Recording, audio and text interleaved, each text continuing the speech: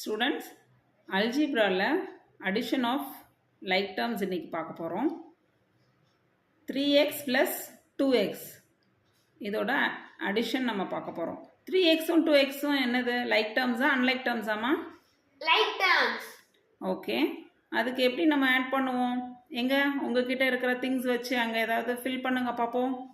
3xக்கு பதிலாக என்ன வைக்கிறீங்க? சோல்ஜர்ஸ். எவ்வளோ சோல்ஜர்ஸ்? 3 soldiers.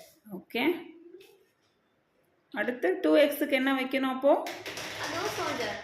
ஓகே, வைங்க பார்ப்போம். இப்போ டோட்டலாக எவ்வளோ இருக்கு?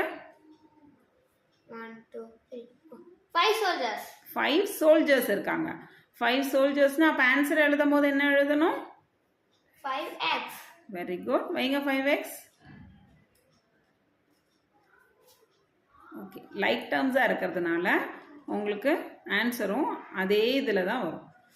3 soldiers + 2 soldiers 5 soldiers வர மாதிரி 3x + 2x is 5x. Addition of unlike terms பார்க்க போகிறோம். 2x + 4y இது லைக் டேர்ம்ஸா அன்லைக் டேர்ம்ஸாமா?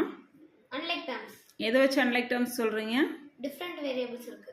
ஓகே ஃபைன், டிஃப்ரெண்ட் வேரியபிள்ஸாக இருந்தால் இதுக்கு எப்படி எக்ஸாம்பிள் வைக்கலாம்? எங்கே வைங்க பார்ப்போம் உங்களோட சாய்ஸில். 2xக்கு என்ன வைக்கிறீங்க? 2 கப்ஸா?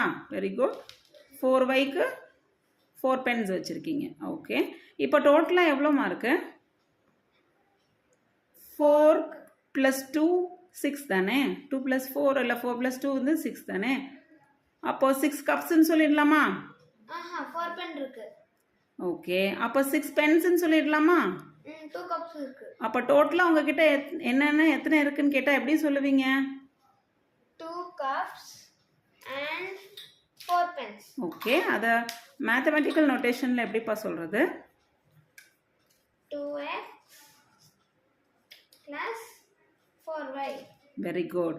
இது ரெண்டையும் ஒன்று ஆட் பண்ணணுங்கிறதுக்காக நம்ம 4xனோ 6xனோ 6yனோ சொல்லக்கூடாது. 2x + 4yன்னு தனித்தனியாக தான் சொல்லணும்.